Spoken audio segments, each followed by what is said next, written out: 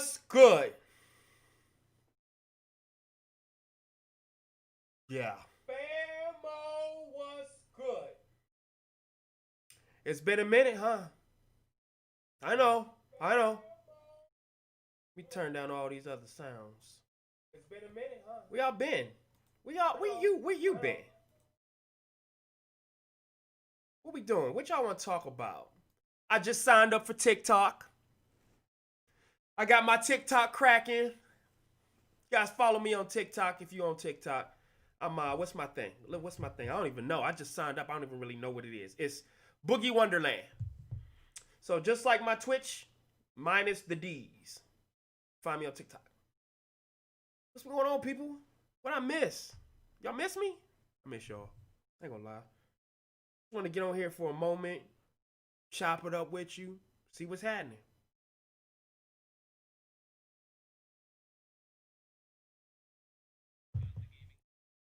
Thinking about getting a game in today. Oh no. Here's the thing. I was wondering why everybody's been asking me about the tacos on the stick. Like, I can't tell you. Of course I can't tell you. Like, you feel like I can tell you? I can't tell you that. I'm doing. Check the oven. How you doing? Chris, what's happening, brother? Yes, sir. Just doing a little chatting today. Rabbit Runner. I'm just chatting today. What y'all been up to, man? What's been happening? Chris, what's been going on? Check the oven. What's been happening?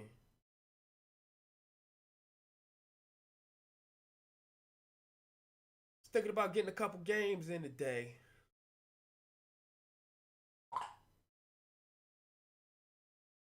Waffle. Darth Waffle, what's happening? Chief Jammy, what's happening? What's popping with you? Where you at? It's called where? Where you at? Oh, okay. What you listening to? Let's talk about them Browns. 9-3, the Browns. Let's go.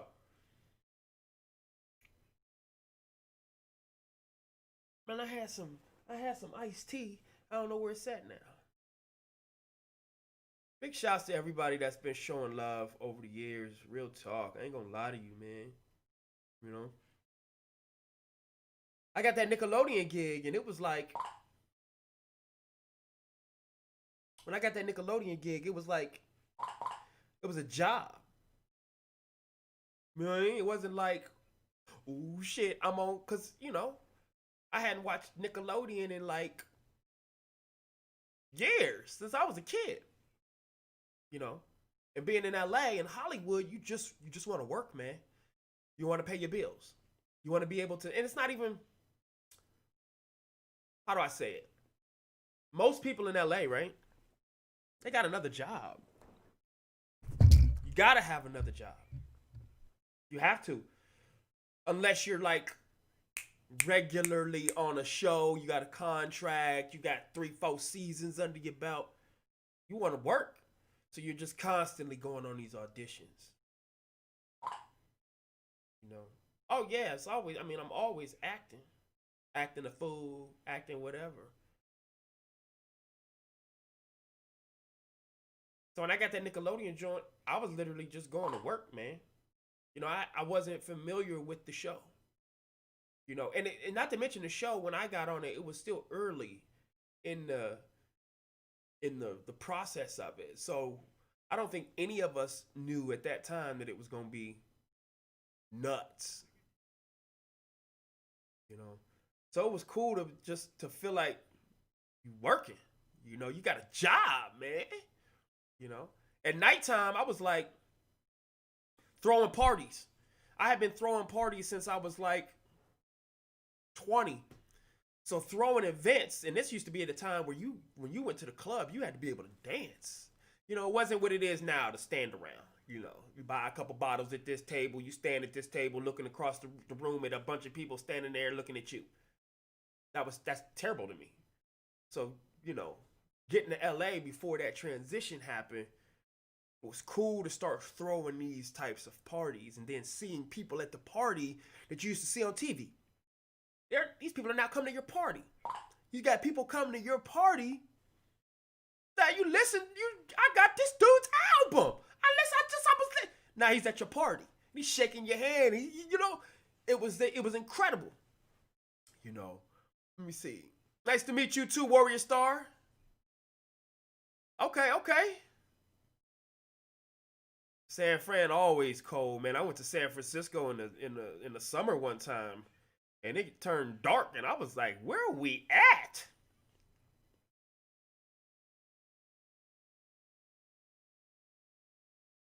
Oh yeah, those are my people. Jeanette, Randy, Nate, Jerry. Those are my people.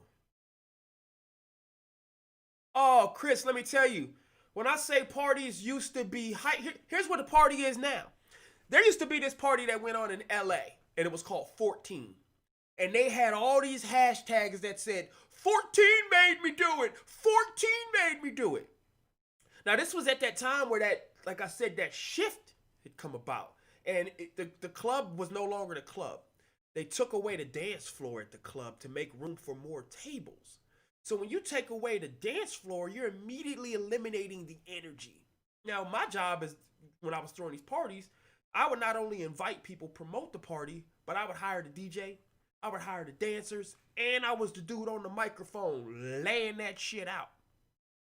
So don't get me wrong, when they turned everything into bottle service, I still had an opportunity to make money, but just as far as the energy for me, I was now the conductor of the energy.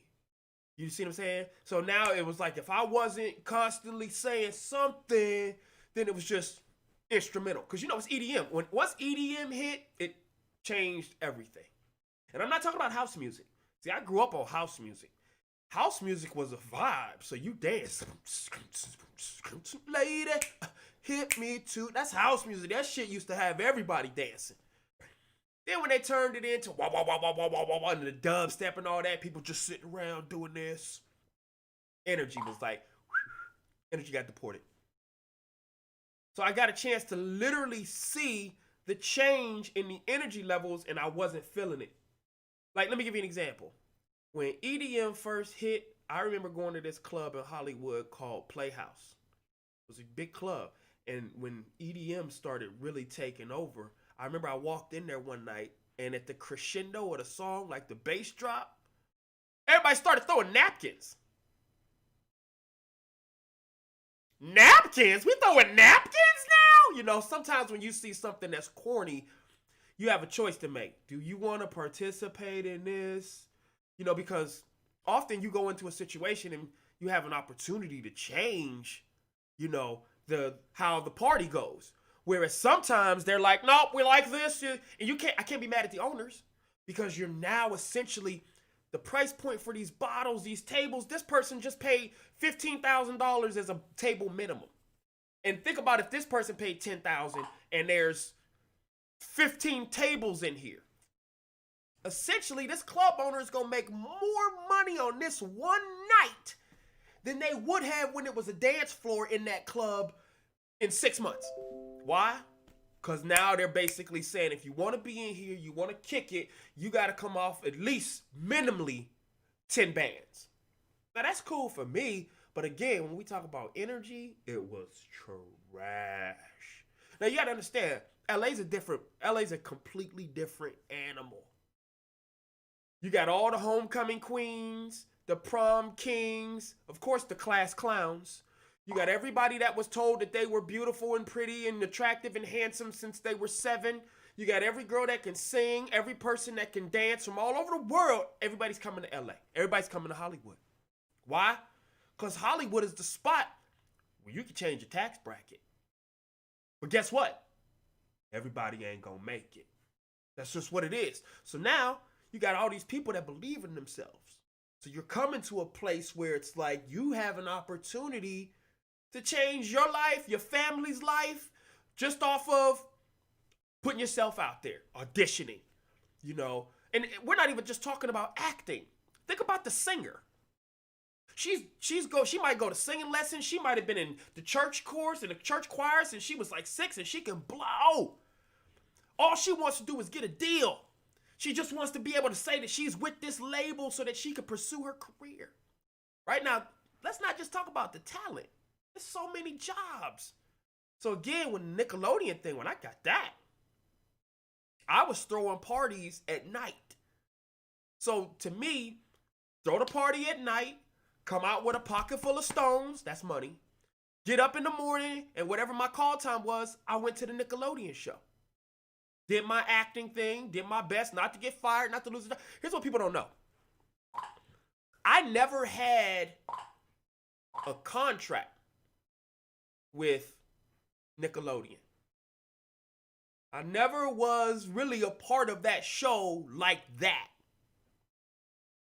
Jerry Trainer, Spencer, Miranda Cosgrove, of course, Carly Shay, Jeanette McCurdy, Sam Puckett, Nathan Kress, Freddie Benson, right? Even Gibby. They all had contracts. So they knew every season that the show started, they knew they had a job. I never had that type of security. So they literally I was a weekly booking. I was a weekly booking for years. Now, did that mess with me a little bit? Of course. But what are you going to do? Because you want to work. I'm going to put my TikTok in here. My TikTok is easy.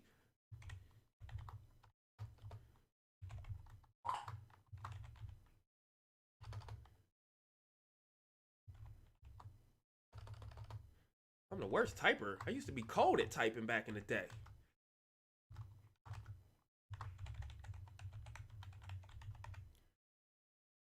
Let's just go with that. No specific. Let me just do it all the same way, so that way it ain't no miscommunication. That's my TikTok, guys. Bang on. So to me, it was just like, it was a weird space to be in because one, I'm making crazy money throwing these parties. Because don't think for 1 second it was just like one party. No, this is LA. So in LA, there are a lot of people that live in LA just to go out. What does that mean? This guy might not be trying to be an actor. She might not be trying to be a model or anything. She's here primarily because in nightlife, she can make a lot of money. This guy's managing a spot and they're bringing in $300,000-$400,000 a weekend. He's gonna make some money. So everybody that's there is not necessarily trying to act or do music. So when I'm throwing parties, it was something that I knew I could segue into immediately coming from Ohio, because that's what I was doing in Ohio. And in Hollywood, the mentality is everything that they do in Hollywood, from especially television and especially TV, they have to try to attract middle America. Well, me coming from middle America, this basic cable. I know what we wanted to hear, because I was getting people to come out to the party when it was like 3 feet of snow, wind chill factor -20. These folks was at the club. We killing it. So when I got to LA, I knew that I had a specific skill set that I hadn't seen when I had visited. And that was nobody was on that microphone. I light a mic up. Don't play with me. I've been all over the world with that microphone, with everybody. Myself, other artists, clothing brands. I'm nice on that mic. So I knew I had a skill set that everybody didn't have. Now you go anywhere, there's somebody on the microphone. In Hollywood, I can proudly say I pioneered that shit. Big shouts out to my guy, rest in peace, Suck Sung. I call Suck Sung General Moses. He was like the Harriet Tubman of Hollywood, little Asian cat. He allowed so many people to believe that they could be there because he was giving out jobs. He made everybody feel like you could live in LA, you could live in Hollywood, because he would hire you. And he was the first person that I was able to rock a party for, and his party was hot. I told that story on Salty DK Dan's live stream about the first time that I picked up the mic in Hollywood. So when I got a chance to really get the Nickelodeon thing cracking, it was cool. But again, it wasn't something that I could depend on. You know what I mean? Because again, they didn't want to give me a contract. I remember even after like the 4th season, maybe fifth season after as I me being a part of the show, they here we go, getting ready to start the show up again. And I remember my agent reached out to him like, hey, Boogie loves doing this. What do we need to do to get a contract? They wasn't trying to get your boy no contract. They were like, listen, we love Boogie. We'd love to have him, but, we're not going to. So, you at that moment. You at the moment of going, do I want to participate in this if they ain't trying to really? Because if you have a contract, there's a significant difference in the money that you're gaining versus them hiring you weekly. I knew that. My team knew that. My team works for me and with me. So the more money I make, the more money they make. So to be in a situation as the show's becoming more popular, as my character's profile starting to build, they was just like, nah, you can come through, but you ain't got no seat. So sometimes you got to swallow your pride and just go, okay, I'm trying to work. You don't want that. You don't want your ego to get in the way. I'm still working just because it's not what I want it to be. And that's the thing. Let me tell you this. Here's the thing about people. One thing that everybody has in common. I don't care what ethnicity you are, what religious preference you have. We all have one thing in common, and that's we want more. Here's what I mean. When I got to LA, I didn't have an agent. I didn't have anything like that. So the first thing I said was, man, if I could just get an agent, man, I'm telling you, if I get an agent, it's over. Because I knew if I get an agent, now I'm going out on auditions. Now I'm putting myself in front of people. And I knew I was funny. I was always funny. I was the king of in-school suspension and detention. Why? Because I was just making people laugh. We don't all learn the same way. You guys might feel this.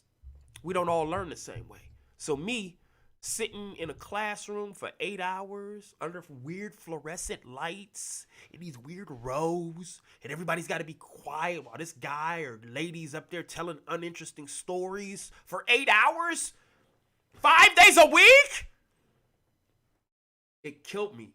And I just couldn't sit there like that, listening just it was just weird. Because in school, you got to be quiet. The only time you can really make noise in class is when you're broken up into your groups.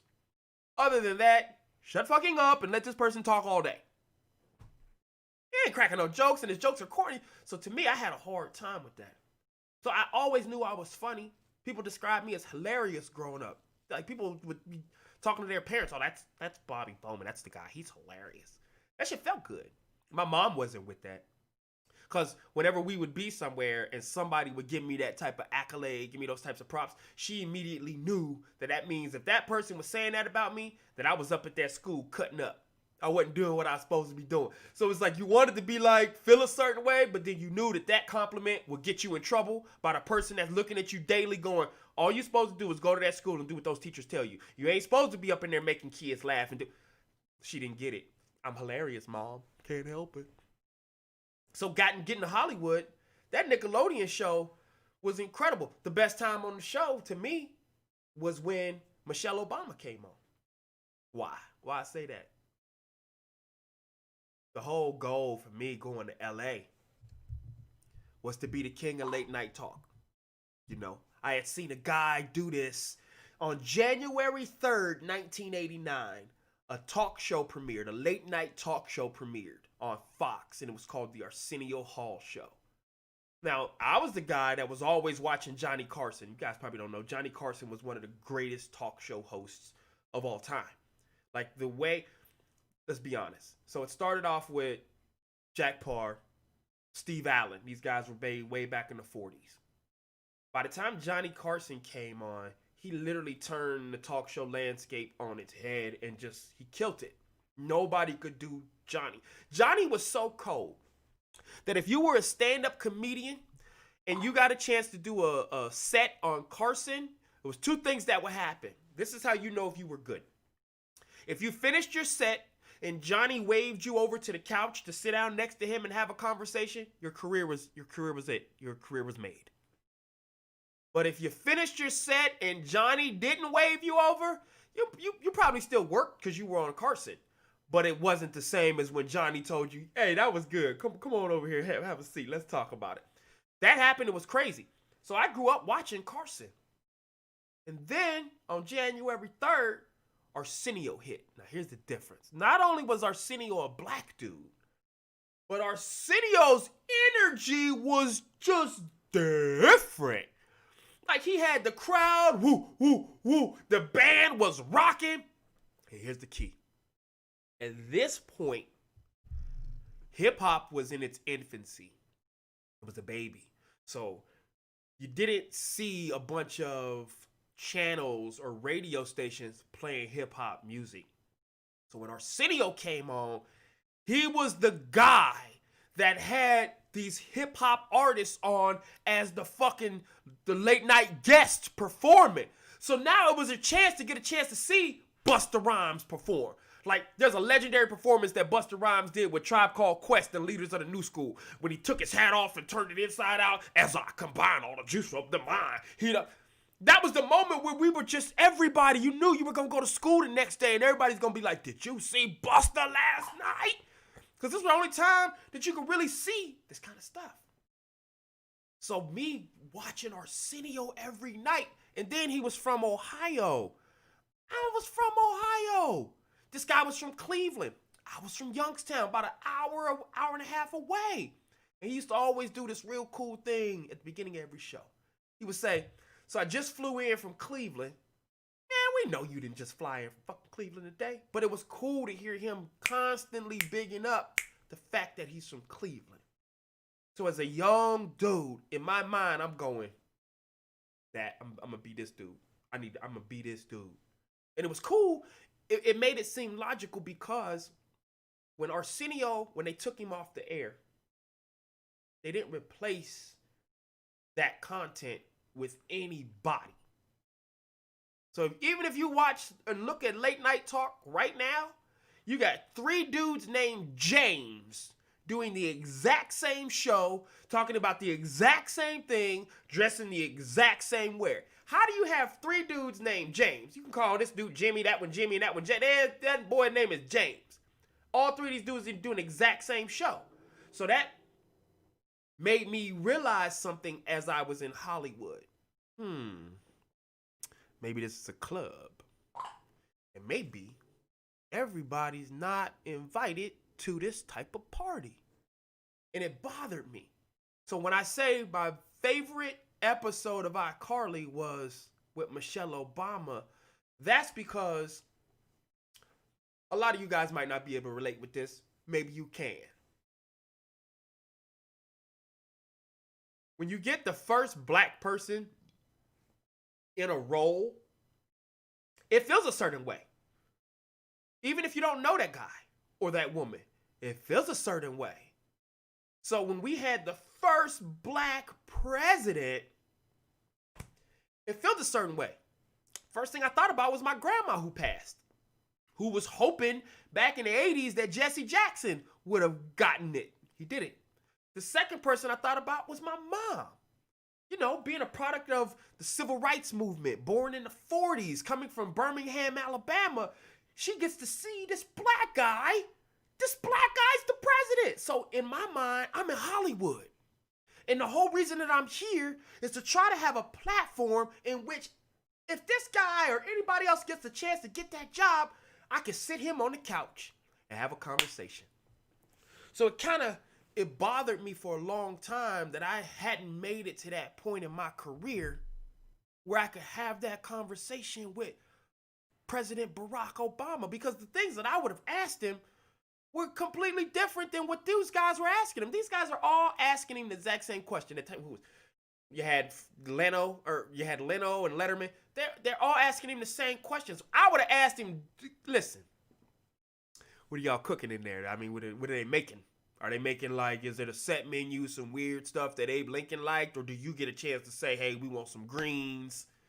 You know, some macaroni and cheese. Who making the potato salad? I wanted to be able to ask him kind of giggly kind of questions like that. I wanted to be able to ask him, you know, is there a sound system in the White House? Are y'all playing some Al Green in there? Since we've been together. I wanted to know that kind of stuff. You know, what you got, is it are you relegated to one area of the White House during office hours, or can you just roam around that joint taking selfies with the first lady? I wanted to know. So when I say that episode was my favorite, it's because the first lady, she was so cool, y'all. Like, it wasn't like, first of all, she had mad security. Big ups to her.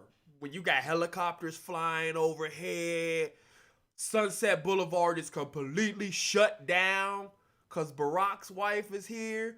That was dope. And then, even at the same time, we had people that were in certain scenes that you guys saw when she was there. Those people were Secret Service. They were like really Secret Service. Like, they weren't actors. They were Secret Service in the scene. So it was cool because in between scenes, it wasn't like they whisked her away and you couldn't talk to her. In between scenes, man, she was cool. We was chopping it up and I was giggling and laughing. You know, Salty kept asking me, what else did you say? I didn't want to be that guy. You know, I didn't want to be that guy. So. She ain't here for that. And I didn't want to make her feel uncomfortable or make her feel like she had to talk to me or else it would come across as rude. So I asked her a couple questions, but it just came across as, damn, this is mad dope. You know. But yeah, the love that I've received from that show, I didn't see that coming. Because again, you're just at work. You know, they send you lines, they send you the script on Sunday. You show up Monday to the table read. The whole cast, producers, writers, execs, people from the network, everybody's there. You're reading your lines. They give you some notes. And then you go on the set. And then you start rehearsing because you start shooting on Friday. So again, my job was to don't get fired. I seen somebody get fired. I've seen somebody get fired. I was doing the show, my boy Cameron Boyce, rest in peace. Rest in peace, Cam. Talented dude. I was doing his show after post iCarly. He had a show on Disney XD called The Gamer's Guide to Pretty Much Everything. I played a Jamaica there. A Jamaica named Billy the Squid. Funny story about that. So I remember, well, let me start with that story. So when I did that audition for Cameron's show, I just read the lines. So I get the job. I get to the table read and I get there early.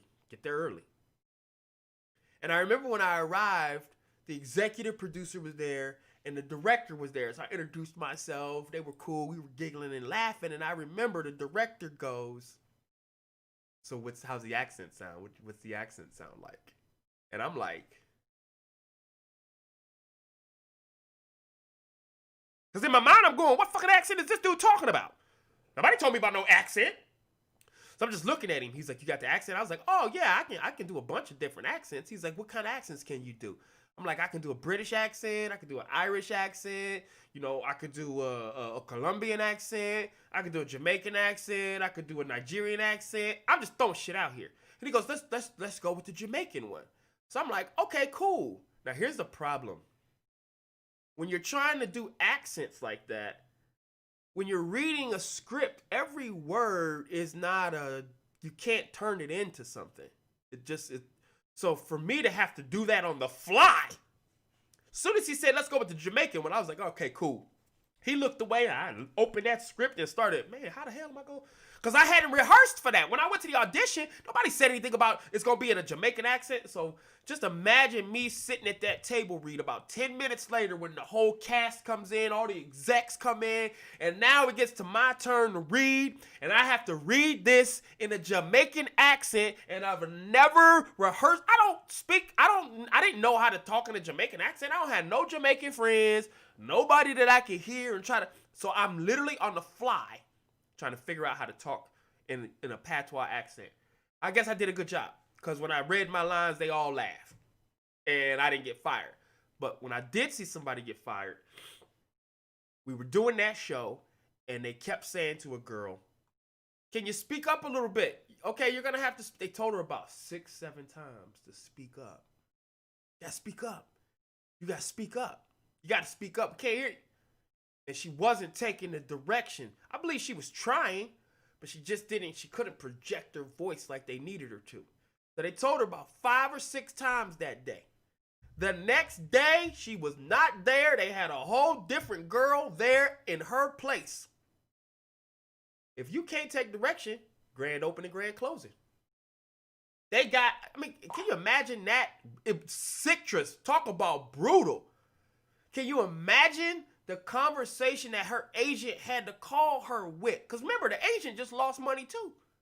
The agent had to call her and go, so listen, yeah, they've decided to go in a different direction. You had to be like, what? You was just at rehearsal yesterday. They're going to, what you?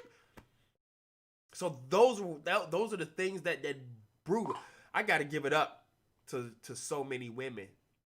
Because when you're in LA, you got to have a certain level of vigor.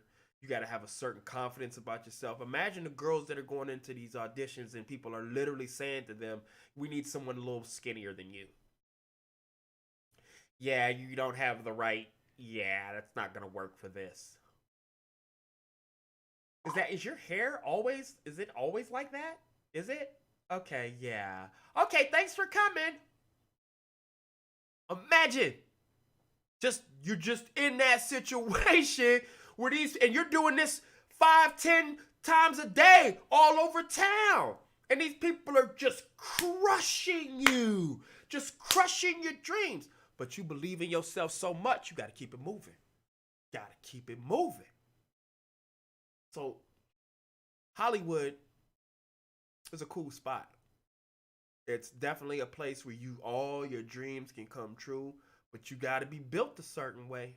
Because if you're not built like that, I feel bad. Because they're trying, these casting agents, they're trying to. Casting agents are probably some of the most important people in film and television. Because it's up to them to place people in these roles. So when you see shows that you love, like Breaking Bad, when you see shows that you love, like, The Walking Dead, the casting agent cast those actors in those roles. And sometimes it was just off of them reading a short excerpt from the entire script. And now we love them. Think about Game of Thrones. Casting. That's all casting. So LA it's a dope spot.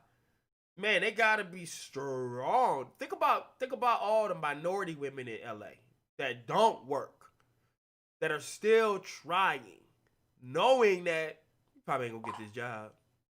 You ain't gonna finna get this job.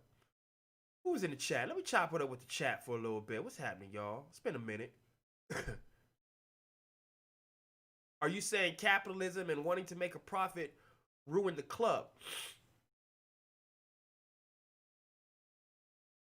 I think it's more evolution than that, man.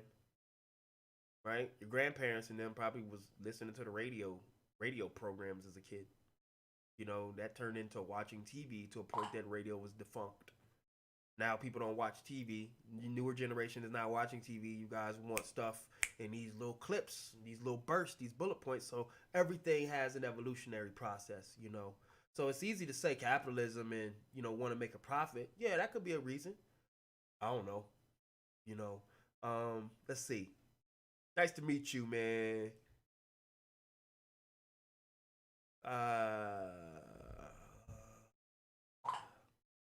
Any crazy club memories that I want to share? I do. But I'm starting this new podcast, right?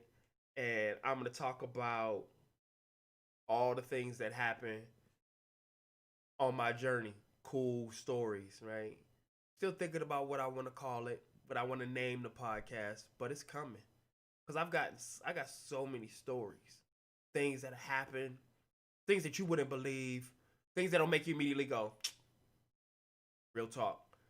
These types of things have really been a part of my journey. So I feel like this is that time now to chop it up about it. I mean, they're telling me that the podcast industry is a $1 billion industry. I need some of that money. I want some of that money. Shoot, I got some shit to talk about. So yeah, my podcast is gonna be fire, y'all. I'm gonna have some people that y'all might know on there, some people that you don't know. But for the most part, I don't want it to be dependent on who's gonna be this guest and who's gonna be that guest. Nah, that's Chauncey.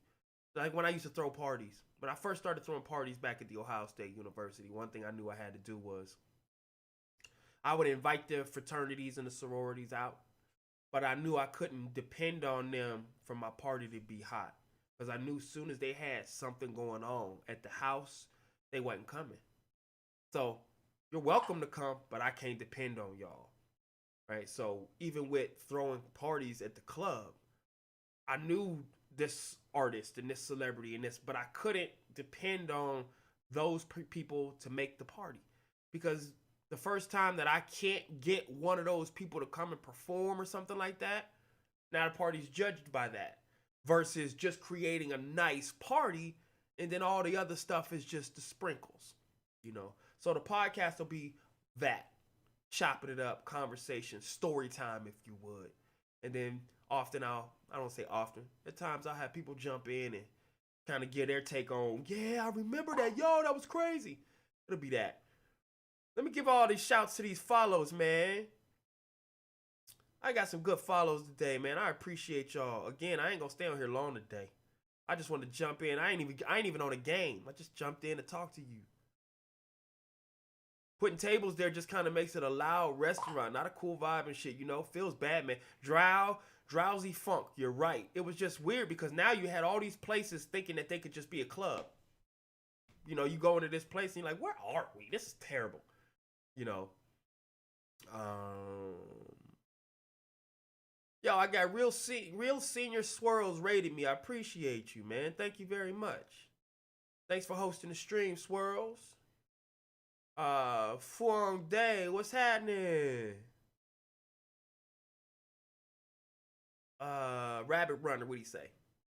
If I vaguely remember, didn't you mention about having a tiger and a monkey on Salty DKs? Yeah. At one point I did. I went out and purchased a tiger. Her name was Nala. And then after I got the tiger, I went and got a monkey. A squirrel monkey. I used to put a little premature baby Pampers on him because he was mad little. Fed him from a bottle. I'm going to tell that story on the podcast. That's going to trip y'all out. Rabbit Runner, big shouts. Yo, Magnus, the disgruntled. Thank you for the sub, man. Appreciate that. Thank you for the love, man. Magnus, the disgruntled, just subscribe. Thank you. Norzies, thank you for the follow. Hey, man, thanks for helping me make my childhood great. Wish you the best, dude. Stoic Voyage. Thank you very much, brother. Appreciate you. Crispinator, yes. Try to bring that party thing back, bro, because there's nothing like it. That energy just, I'll never forget being in Miami when the parties were just, the first time I went to Miami, it was just incredible. Jeep, thank you for the follow. Johnny Carson was popping. Drowsy. Fushamp, yo, what's happening? Blackbird, thank you for the follow. Matt Lovelace, Women in Hollywood got, Yep. Where we at? Oh, yeah, I'm going to get Salty in there for the tiger story, for sure. Hey, Hot Dad 08. That sounded weird, me saying that. But if that's what they call you, Hot Dad, who am I to call you something else? So, Hot Dad 08, I appreciate that, man. I've always loved telling stories, you know. I want you to feel it from what the smell of the food smelled like as I was walking up to it, to the taste, I want you to feel all that when I'm telling the story, you know. There's nothing worse than trying to listen to somebody that can't tell a good story and you got to go, now hold on, wait, go back. Now you said, that's the worst, right? Because I try not to be that guy. Sick Trust, I just got in here a minute ago in the middle of a conversation and yeah, I agree, your voice is really nice to listen to and you're very engaging. Thank you, man, appreciate that. Jenna Tolls, thank you for the follow. Tebow on the iCarly show, I get banned. You were funny from that, man. I appreciate it. That was one of, here's the key. That I get banned, that was my character arc. So that arc means that's when they're they're taking your character from lobby level to the penthouse, right? So that episode is focused around you. So that character arc was I get banned. So it was really that chance. If you see how engaging I was with Mrs. Benson, you see how it was all the way, about, him getting a place to live and that was the character arcs. And, you know, it was funny because Nathan Kress told me that on set. He goes, yeah, this is your character arc. And I was just like, oh, cool, word. Got home looking up, what the fuck does that mean? You know? So, yeah, man, I appreciate you. Who else we in here? Unknown. Appreciate it, man. Thank you very much. How do I feel about Logan Paul versus Mayweather? I mean, listen. I can't. It's that time right now. We want to be entertained. Everybody's in this weird type of space where people are bored. They don't know what to do. Sitting around. Myself personally, I talk to Shorty about it every day. Like, yo, my energy's so off. Cause everything that I'm a hype man. You know, you can only play so many video games. You can watch. I started restreaming Game of Thrones. Like, it's only so much that you can do to keep your mind in a cool spot when everything is all what it is right now. You know. Warrior Star, you subscribed on my YouTube. I appreciate that, guys. Oh yeah, I'm streaming live on YouTube at the same time, people. Right now I'm on YouTube live. I don't know if you guys follow me on TikTok. Man, I put up my first TikTok and got like 5.6 million views. I was like, yo, okay, I guess I can fuck with this TikTok thing a little bit. That was cool. You know, that was really cool. But here's the problem with that. Sometimes I get reluctant to put stuff out there. Because, especially when you put something up and it goes 5 million views. It ain't gonna replicate that. So now it's like, okay, what the fuck am I supposed to do now? So trying to get out of my own head, I'm just like, okay, let me put some content up. You know, I watch my followers go down. I'm like, what do these folks want to see? You know, everybody's like, the tacos on a stick. Come on, I'm not finna tell you all that. You know, but the love is greatly appreciated. So I think a lot of times with me, I'm very analytical. You know, I'm a cerebral cat. I'm in my mind. And I think about, okay, how do I approach something rather than just throwing a bunch of stuff out there? Woo! Now I'm kind of like, okay, it's got to be crispy now. You know, it's got to be a certain way. You know, that's where I'm at, man. I know we trying to listen. I've been trying to get verified on Twitch since I started it. Ain't gonna lie. They like, you gotta have, excuse me, you gotta have like 75 people watching at one time for like a certain amount of time. I'm like, well, I ain't never gonna get verified. Well, I ain't never had 70. I go to certain people's pages. I'm like, how this dude got? You know, so sometimes that can be to a point where you just like, and everybody say the same thing. You gotta be consistent. You just gotta. And it's like, all right. Oh, Salty's video was so crispy, man, that I'm actually, for my podcast, I want somebody to be able to add like cool animation in it. And because the way Salty did it, it looked so, the one he put on YouTube, the way he did it, man, it made me laugh. Like, I knew the story, I told the story.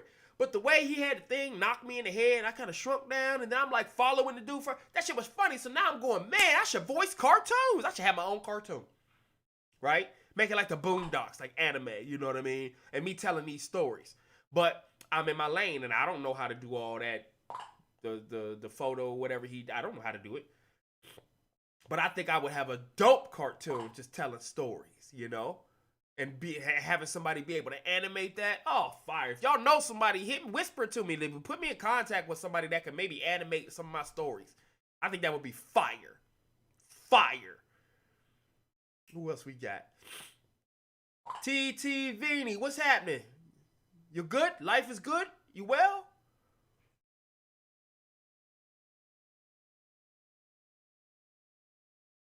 People on this site really be having 4-digit view counts, yet be the most boring.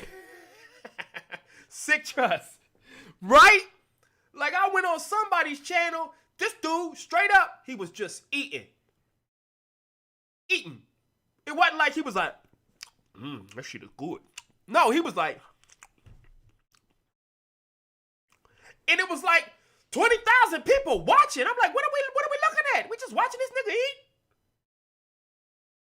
Can't hate on him. If he can, listen, if you can put a plate down, turn on the camera, and 20,000 people want to see what your molars and bicuspids look like and what your jaw flex look like when you chew, I gotta give it up to you. I can't hate on you. I gotta give it up to you. Imagine him talking to somebody. Yeah, I got about 200,000 followers, but I average about 25,000 people. Oh, okay, word. What you be doing on your channel? Eating. Oh, you mean you're like making the food? No, I just be eating. Oh, okay, you like cut it up and show them and prepare it and no, I don't even look at them motherfuckers. I just be eating. You got to give it up to me. That's boss shit. That ball. If you can toast a Pop-Tart, take it out the toaster and just nibble on it, and 20,000 people like this. He eating. Come on, hurry up. Yup, I think that might be the cinnamon and sugar one, the brown cinnamon and sugar. You know what I'm saying? Like, you got to give it up to that dude. You got to give it up to him. I can't hate on him.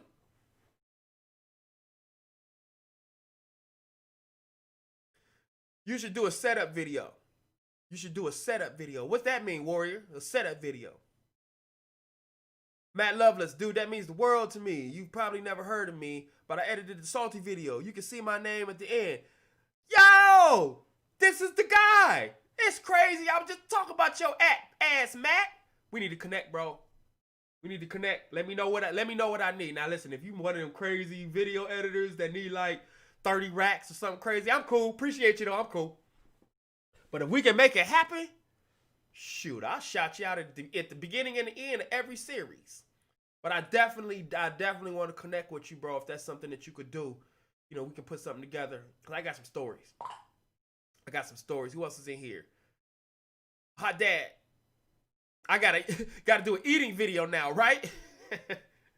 I know, man. Listen, I love to cook. It's probably one of my favorite things to do in the world is actually just cook. And most of the time when I cook, I don't even want to eat it. I just want to give it to somebody and just watch their face when they bite it. You know what I mean? You just hand somebody something like, here, huh? They take it and you just be like, put it in your mouth. And then they eat it and be like, and you be like, that's how I like that. I grew up cooking because my mom, greatest person ever in the world. Greatest person I've ever met. Greatest person I've ever had the experience of knowing my mom. I'll tell you all about my mama one day. But my mom cooked, but she wasn't the best cook. My grandmother cooked, but she didn't measure anything. And when my grandma, you wasn't allowed in the kitchen when she was cooking. Like, she didn't play that. So as I was growing up, my mom's pancakes that she would make was always mad thin. Right? And I felt like everything that somebody cooked is supposed to look like it looks on the front of the box.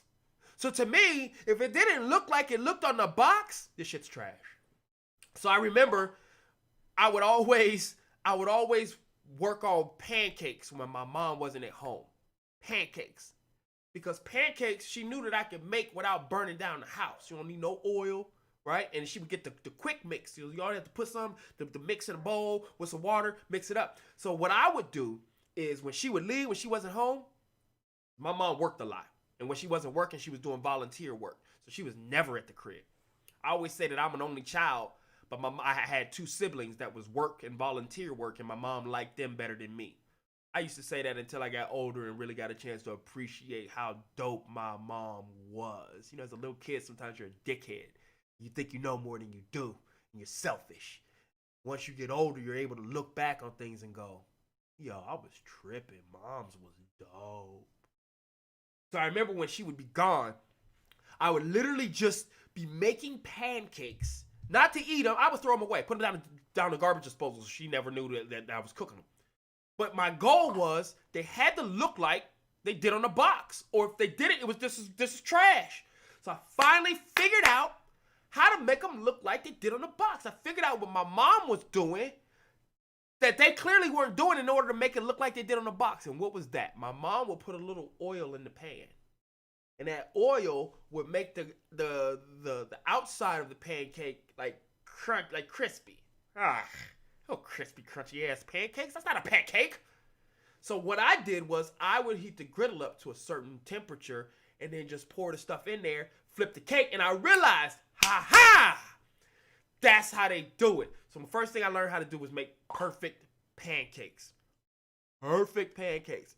I went on from making pancakes to learning how to make everything for Thanksgiving.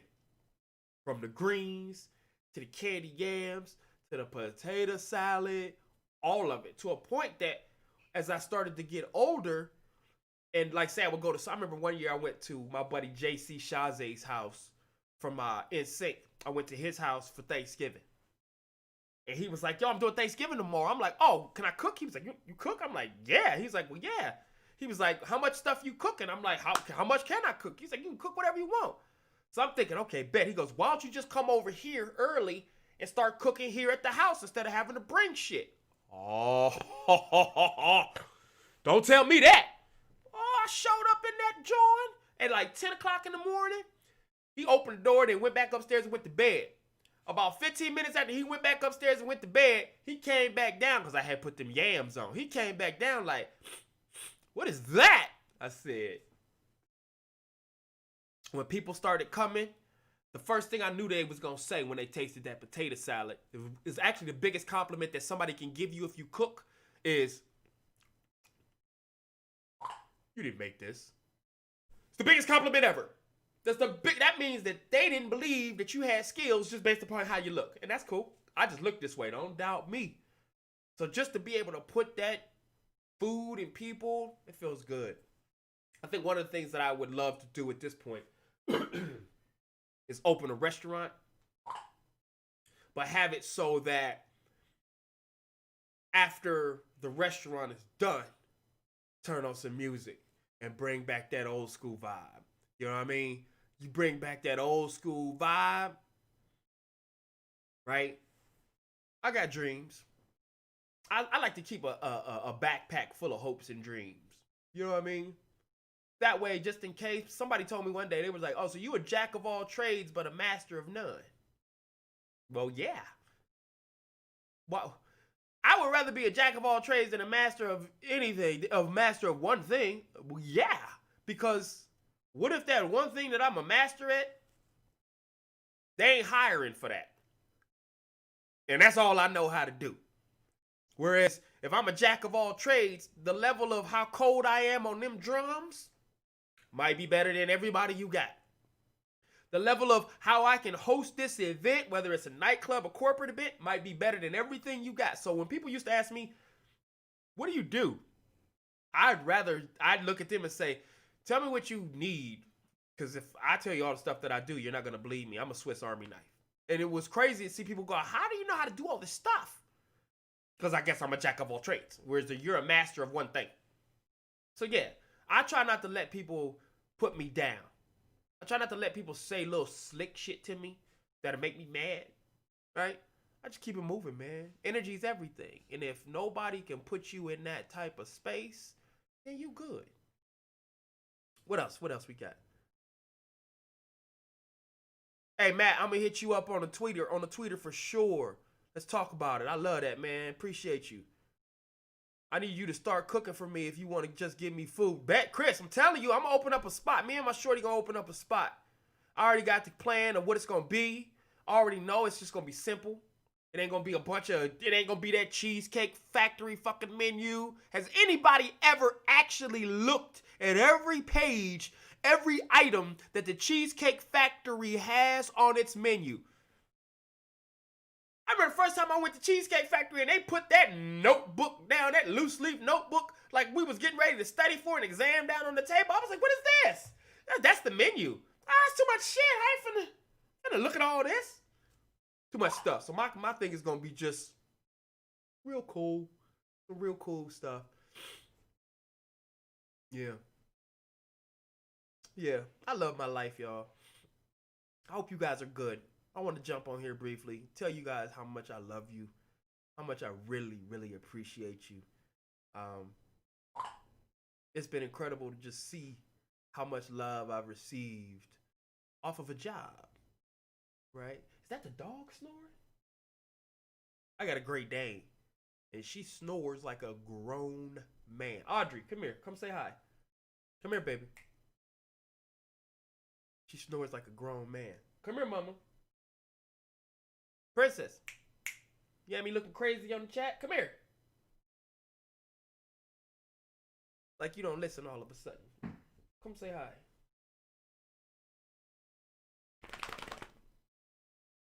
What's up? You see her? This is Audrey Hepburn. This is my girl. She walks with no leash. She jumps in the back of her truck. That's her truck. What's up? You good? Let me take this off you. You in there snoring? I'm in here trying to do some content. You making all that noise. You know, Dad loves you too. Good girl. Real good girl. Yes, you are. Good princess. Okay, go. Oh, just so y'all know, we got that merch. We got that merch. Here's the problem.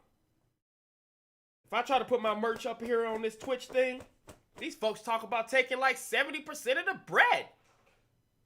I look like. Well, I look like. I create some code in my mind, get it all put together, and then you tell me that if I want to sell it on your shit, you gonna take 70% of the money? I'm cool. No thanks. So anybody that wants some of that merch, shoot me a little whisper, and I'll make sure you got it. 70%? Like, what kind of margins is y'all talking about? I'm cool. I'm cool. But guess what? I guess that works for somebody that's just eating, and they got like 20,000 people watching. I guess that just adds up. But me, I ain't there yet. I only got 20 people watching me right now. I'm cool. You ain't finna take 70% of nothing that I... Anyway, again, I just want to jump on here and tell you guys how much I love you. It's the holidays. I want to tell you how much I appreciate you guys putting that shirt on. Putting that shirt on, putting the stick together with the tacos, the bagels. Let me answer this real quick. So somebody asked me, why did Tebow put the stick through the donuts instead of putting the stick through the hole that was already in the donuts? Y'all gotta understand that Tebow was a genius. Think about it like this. Here's my problem when I used to go to the little Vietnamese spot that I used to get donuts from. Big shouts out to the Vietnamese people. I love y'all. I love everybody. I used to go to this Vietnamese spot in Koreatown in Hollywood, right off of Wilshire in LA. And I would go in there and I would say like get 6 glazed donuts. She would want to put them in a bag. Like, whoa. What are you doing? Like, the last thing I want to do is reach in here to get a donut. Now I got glaze all on the back of my knuckles. I take this donut out. Part of the glaze from this donut is still stuck on the other donut. That's not how you do it. You got to put any donuts you get. I don't care if I get a dozen. I don't care if I get 6. I don't care if I get 3. Put them in a box. Right? Let's go back to Tebow. Genius. If you put the stick through the already hole that's in the donut, that means all the donuts stick together. If you put the stick through the hole that's already for the donuts, that means Tebow got glaze all over his hands. That's not sanitary. That means the last person that's getting the last donut know that donut has been resting on your hand for who knows how long. No, that's terrible business. Not to mention presentation's everything. You put them on there like that, they just, like you just like ring, like a little, tossing rings on. No, they gotta sit there. They gotta sit there like presentation. Tebow was a genius. Tebow, of course, Victoria's literally shot on the same set as us. Like, you know what I mean? So I saw them cats all the time. Anyway, let me get back to what I was saying. I love you guys. I appreciate you guys. Thank you for showing so much love over the years. Oh, we talking like we stopped filming that show almost a decade ago. So to still be receiving that love. Somebody told me the other day, bro, you're a living meme. I'll take it. We got the merch. You guys holler at me. This is limited edition stuff. Limited edition. So if you get a chance to get one of these, I didn't even do 10 of them. So you would literally have like one of the 5 or 6 that I got. I'm not gonna make any more like this. So you would have literally have year 1 of these joints. Y'all holler at your boy. Let me know if it's something that you're interested in. If not, I'm good. I love you guys. Be safe. Be healthy. How much for the merch, Chris? Whisper it to me, brother. Holler at your boy. We'll see what we can do. We'll see what we can do. Good. It's that good material too. You know, it's champion. We ain't dealing with no bootleg stuff. I got dog hair all over me now. You gotta sacrifice when you love somebody. I love that little dog since she was a little ass dog. Anyway, I'm gonna get out of here. I've been on here for about an hour just chopping it up with y'all. Chris, let me know when you want to get that ass whooped in that ball. You guys, if anybody is interested in the merch, shoot me a whisper here. I will get back to you and make sure I can get you something cold. It's almost Christmas. You guys let me know. Once again, I love you. I love you. I love you. I love you. Keep supporting. I'll keep supporting you guys. You guys got anything fun going on? Anything dope going on? Invite me. I'm down. I'll come through. I'll check it out. You got your own channel. You talking some cool shit, some funny shit, anything? Invite me. I'll come through. We regular people. We just regular people doing a job, and people just so happen to like the job that we did. But I'll never call you guys fans. I'll never call you guys my followers. That's so disrespectful to me. But what I will call you is family. So with that being said, family, I love you guys. Thank you for showing me so much love. Check out my TikTok. I'm going to put it out here again. My TikTok is at Boogie Wonderland. No D's at the end of it. Just straight up Boogie Wonderland. Just like that. I love you guys. If there's anything I can do, please keep me in the loop. Let me know what's happening. Let me know what's hot. Look out for that podcast. It's coming. It's coming. It's coming. Shout out to Adobe House Records. We're going to do some cool things. With that being said, until next time, I'll be back. 100.